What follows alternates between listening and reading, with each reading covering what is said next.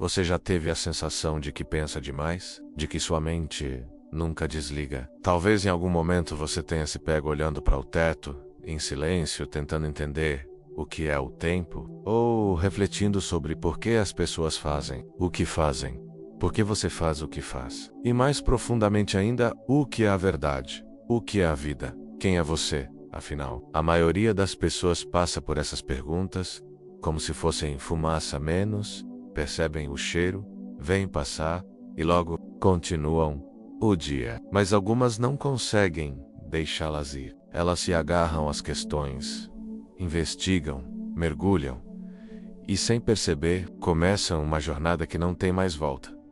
Essa jornada tem nome: filosofia. Mas hoje não vamos falar da filosofia como matéria escolar, nem como algo distante e acadêmico. Vamos falar da filosofia como obsessão, como compulsão, como fuga, como vício.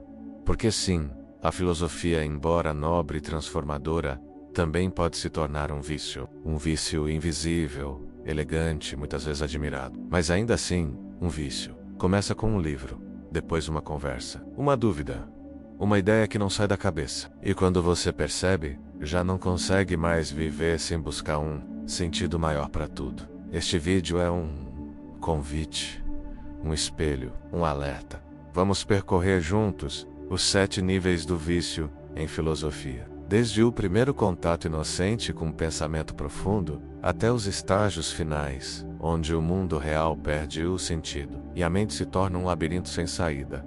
Talvez você já esteja em um desses níveis. Talvez conheça alguém que... Ou talvez esteja prestes a dar o primeiro passo sem saber para onde isso vai te levar. Mas atenção, essa jornada não é só sombria. Ela também é bela, poética, porque filosofar é, em certo sentido, o ato mais humano que existe. Mas quando a filosofia deixa de ser uma ferramenta e se torna uma prisão, é aí que precisamos parar e refletir. Sobre o ato de refletir, prepare-se para olhar para dentro de si mesmo como talvez nunca tenha feito, e descobrir com clareza em qual nível da filosofia você está viciado.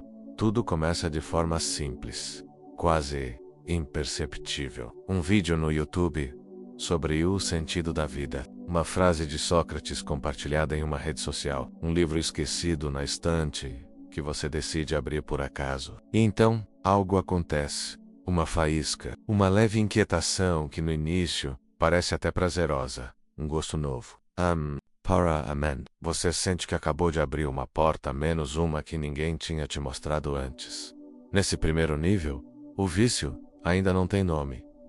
Ainda não é percebido como vício. É apenas curiosidade. Você sente prazer em pensar, em descobrir que o mundo é mais complexo do que parecia. Começa a prestar atenção em detalhes, antes invisíveis. A forma como as pessoas agem, as estruturas por trás das regras sociais, as ideias que sustentam tudo o que é considerado normal, e então vem a euforia. Cada nova ideia é como um novo mundo a ser explorado. Você sente que está acordando de um sono profundo, como se tivesse vivido no automático até então. As palavras de Nietzsche, Sêneca, Simone de Beauvoir ou Epicteto começam a fazer mais sentido do que muitos conselhos que ouviu a vida toda. Você se sente mais lúcido, mais crítico, mais vivo, mas também há um perigo sutil nesse estágio.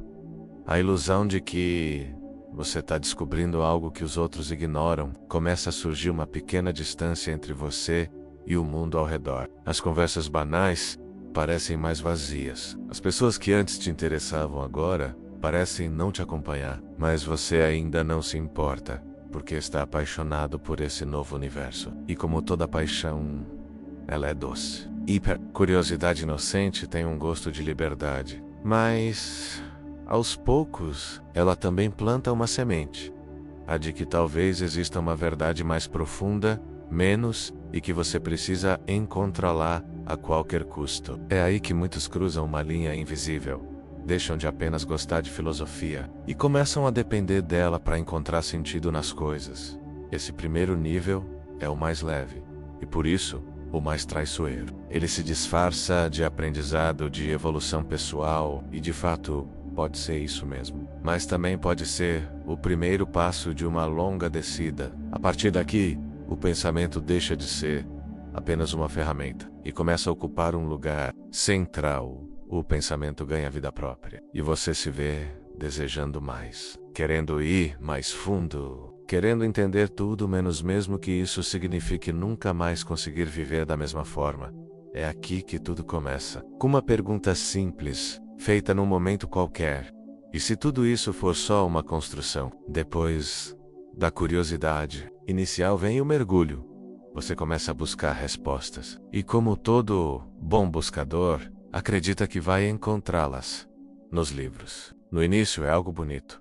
Você visita uma livraria, encontra uma edição antiga de Platão ou um livro moderno sobre existencialismo e sente que está descobrindo um novo mundo. Mas logo essa descoberta vira necessidade. Um livro leva ao outro e a sensação é sempre a mesma. Ainda não é suficiente. Ainda falta algo. A leitura, que antes era prazer, se transforma em compulsão. Você não lê para se divertir. Você lê para sobreviver, para preencher um vazio que cresce à medida que você aprende mais. Quanto mais entende, mais percebe. O quanto não entende, e essa consciência se torna insuportável. Você sente que precisa dominar Kant para entender Hegel, que precisa compreender o estoicismo para aplicar o niilismo, que precisa estudar a história da filosofia antes de formar uma opinião sobre qualquer coisa. E a lista nunca termina, as horas passam e você não percebe. Você troca festas por capítulos, troca conversas por parágrafos, troca o mundo real pelo mundo das ideias. Livros começam a se empilhar na sua mesa de cabeceira e você os consome com uma urgência que nem sempre faz sentido. Você não está mais apenas aprendendo, você está se alimentando. Como se cada página fosse uma dose de algo que alivia, mas nunca cura nesse estágio. O conhecimento começa a te isolar. Não porque você queira se afastar dos outros, mas porque sente que os outros não te acompanham mais. As conversas superficiais parecem dolorosas. A vida cotidiana, entediante. Você tenta compartilhar o que está lendo, mas poucos entendem. E os que entendem muitas vezes já estão em estágios ainda mais profundos dessa jornada, menos, e te arrastam com eles. Você começa a anotar trechos, a sublinhar ideias, a decorar conceitos. E tudo isso parece produtivo, mas esconde uma verdade. Você não está apenas lendo para entender o mundo. Você está lendo porque tem medo do silêncio. No fundo você sabe que se parar de pensar vai ter que sentir, vai ter que encarar perguntas que os livros não respondem. E isso assusta. O vício em leitura filosófica não é sobre a quantidade de livros, mas sobre a função que eles cumprem. Eles passam a ser uma armadura, um escudo, algo que te protege da confusão interna. Afinal, enquanto estiver lendo, você não precisa tomar decisões, não precisa se expor, não precisa viver nesse segundo nível. A filosofia deixa de ser uma ferramenta de reflexão e começa a se transformar em uma forma de fuga. Fuga da banalidade, fuga da dor, fuga da vida, e o mais perigoso é que ninguém te alerta, porque aos olhos dos outros você parece apenas alguém inteligente, interessado, culto, mas por dentro você sabe, tá usando a filosofia para fugir de algo que não sabe nomear. E é assim que o vício se aprofunda. Silêncio, com as luzes apagadas, uma xícara de café ao lado, e mais um livro aberto, menos na esperança de que talvez essa próxima página tenha a resposta que você tanto procura. Depois de devorar livros e teorias, você sente que está pronto. Pronto para colocar para fora tudo aquilo que fermentou dentro da sua mente. E aí começa a transformação. Você já não consegue mais ouvir algo sem querer argumentar. Toda conversa vira uma arena de ideias. Toda frase dita, com certeza te provoca uma vontade irresistível de questionar. No início, isso parece saudável. Afinal, questionar é parte essencial do pensamento crítico. Mas aos poucos, o hábito do debate se torna um reflexo incontrolável. Você não consegue mais simplesmente ouvir. Precisa intervir, corrigir, contradizer. Mesmo quando não há necessidade, mesmo quando o outro só queria desabafar, ou apenas compartilhar algo simples. A sua mente, agora afiada e armada com os conceitos de dezenas de pensadores, está sempre pronta para o combate. É nesse nível que a filosofia começa a se sobrepor às relações humanas. Você passa a medir a profundidade das pessoas pela complexidade de suas ideias. Amizades que antes eram sólidas começam a se desgastar. Parceiros, familiares, colegas, todos parecem rasos demais ou emocionalmente frágeis diante das suas provocações intelectuais. O que você chama de diálogo, muitos já veem como confronto. Mas o mais perigoso é que você não percebe. Para você, tudo isso é sinal de evolução. Você sente que está vendo o mundo com mais clareza, com mais lúcida. A verdade, porém, é que você começou a usar o debate como escudo. Cada argumento é uma tentativa de se afirmar, de se proteger da insegurança que ainda habita lá no fundo. Porque, por mais que tenha lido e pensado, você continua sem ter respostas definitivas. E o debate te dá a ilusão de controle. Esse nível traz consigo uma sensação de solidão. Mesmo cercado por pessoas, você se sente distante. Ninguém parece capaz de acompanhá-lo nos raciocínios. As ideias que antes te conectavam com um mundo, agora te separam dele. E quando alguém discorda de você, não é apenas um desacordo, é quase um ataque à sua identidade. Afinal, você já não sabe mais onde termina você e onde começa a sua visão de mundo. A filosofia, nesse ponto, deixa de ser uma ponte para o entendimento e se torna um campo de batalha. Você começa a colecionar citações como munição. Usa os grandes pensadores como armas, mas no fundo, o que está em jogo não é apenas a lógica menos. É o medo de estar errado. O medo de não saber. O medo de ser apenas mais uma pessoa confusa, tentando dar sentido ao caos. Você começa a buscar debates em todo lugar. Em vídeos, fóruns, redes sociais. Quer provar seu ponto? Quer desconstruir ideias alheias? Mas já não se lembra por que começou. Já não sente o prazer do aprendizado, mas apenas a adrenalina do confronto. A filosofia vira performance, identidade, ego. E nesse ponto, algo se perde. O silêncio, a escuta, a dúvida genuína. Tudo é substituído pela necessidade de vencer, de ser o mais lúcido, o mais crítico, o mais acordado. Esse é o terceiro nível do vício. O momento em que pensar deixa de ser uma jornada interior e se torna uma guerra exterior, onde a busca pela verdade se mistura ao desejo de vencer e onde, sem perceber, você começa a perder de vista o que realmente importa. Até aqui, o vício em filosofia parecia, aos olhos de muitos, algo nobre. Leitura intensa, debates, reflexões sofisticadas. Mas neste ponto da jornada, o brilho começa a desaparecer. A intensidade do pensamento, que antes dava sentido à vida, agora começa a corroer tudo. O que era busca por respostas se transforma em incapacidade de viver. Você começa a perceber que nenhuma ideia é suficiente, nenhuma teoria é completa. Cada resposta traz mais perguntas. Cada certeza parece frágil diante do abismo da dúvida. E é aí que a mente se cansa menos, mas não consegue parar. Você entra em um ciclo vicioso de questionamento constante. Nada parece sólido, nada parece real. Tudo é construção, interpretação, ponto de vista. Você acorda e já está pensando. Vai dormir com a cabeça pesada. E mesmo nos momentos que deveriam ser simples, um café, uma conversa, um abraço menos, a mente não para. Você pensa no tempo, na morte, na liberdade, na ilusão da identidade, no sentido do sofrimento. E tudo isso não mais como curiosidade intelectual, mas como uma angústia que não larga o peito. Esse é o momento em que você se sente flutuando num vazio. Nada te satisfaz. Nenhuma conquista parece suficiente. Você pode ter amigos, trabalho, saúde, e ainda assim, sente que tudo é incompleto, impermanente, desconectado. A realidade começa a parecer artificial, como se a vida fosse um teatro, e você estivesse assistindo de fora, sem conseguir mais participar da cena.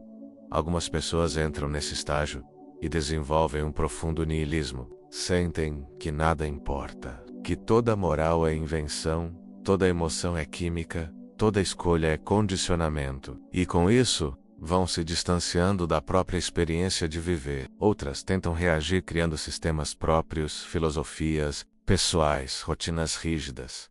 Qualquer coisa que dê a ilusão de estrutura. Mas nada pareça suficiente. Porque no fundo a dúvida já contaminou tudo. As relações humanas, elas sofrem. Você já não sabe mais como se entregar a alguém sem analisar cada gesto, cada palavra, cada intenção. O amor vira uma construção cultural. A amizade, uma troca inconsciente de necessidades. A dor, uma ilusão da mente. Você se observa o tempo todo como se fosse um espectador da própria existência. E o mais cruel é que mesmo percebendo tudo isso, você não consegue voltar. Não dá para desaprender o que foi aprendido. Não dá para fechar os olhos depois que eles foram abertos. E Assam, você segue menos consciente demais, lúcido demais, cansado demais. Nesse quarto nível, o vício em filosofia se mostra com clareza. Ele já não está mais apenas nos livros ou nas conversas. Ele está dentro de você. No seu olhar, na forma como você se relaciona com o mundo. Ele se tornou o filtro pelo qual tudo é interpretado. E esse filtro, agora, está manchado pela angústia de nunca encontrar uma resposta que baste. É a prisão. Lucy, você vê tudo, e por isso, já não consegue mais simplesmente viver. Chegando ao quinto nível, algo muda de forma definitiva.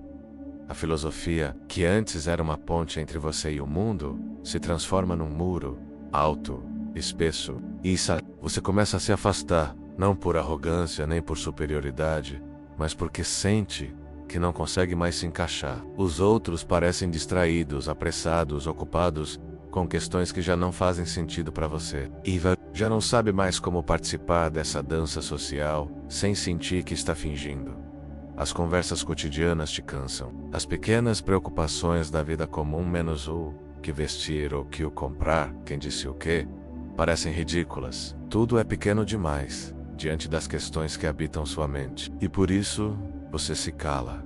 Você se recolhe. Valkerseit, pouco a pouco, um estrangeiro no próprio tempo. Nesse estágio, o isolamento não é apenas físico, é existencial. Você pode estar cercado de pessoas, mas sente que ninguém realmente te vê. Não por falta de amor ou atenção, mas porque você se deslocou da frequência comum. Você pensa em escalas maiores, em camadas mais profundas, e isso te torna, sem querer, incompreensível. A filosofia vira refúgio e prisão ao mesmo tempo. Você vive entre livros, pensamentos, anotações, teorias e, em algum momento, se pergunta se ainda existe um caminho de volta. Porque quanto mais pensa, mais distante se sente da simplicidade, do agora, da vida concreta. É aqui que muitos desistem. Alguns se perdem completamente no labirinto das ideias. Outros se isolam de vez, acreditando que a sabedoria exige solidão. Mas há também quem desperte. Quem perceba que o pensamento, por mais profundo que seja, não substitui a experiência. Que entender a vida não é o mesmo que vivê-la. Que pensar sobre o amor não é o mesmo que amar. Talvez o verdadeiro fim desse caminho não esteja no último livro, nem na resposta definitiva, mas na reconciliação com o mundo. No retorno ao simples, na humildade de aceitar que nunca saberemos tudo e que mesmo assim vale a pena estar aqui, sentir, errar, amar, existir. Se você se reconheceu em algum desses níveis, saiba, você não está sozinho. A mente inquieta é uma dádiva, mas precisa de repouso. A filosofia é uma lanterna a menos, mas não é o caminho. É apenas uma forma de enxergar melhor. A vida, por sua vez, não se revela só nas ideias, mas nos gestos, no silêncio, no agora. Talvez, no fim, o maior aprendizado filosófico seja justamente esse. Pensar profundamente, mas viver com leveza. Se você se identificou com algum desses níveis, deixe nos comentários. Estou no nível X. E diga como você lida com isso. Esse espaço aqui é para reflexão, mas também para conexão. E se esse vídeo tocou você de alguma forma, se inscreva no canal, ative o sininho e compartilhe com alguém que pensa demais, talvez até demais.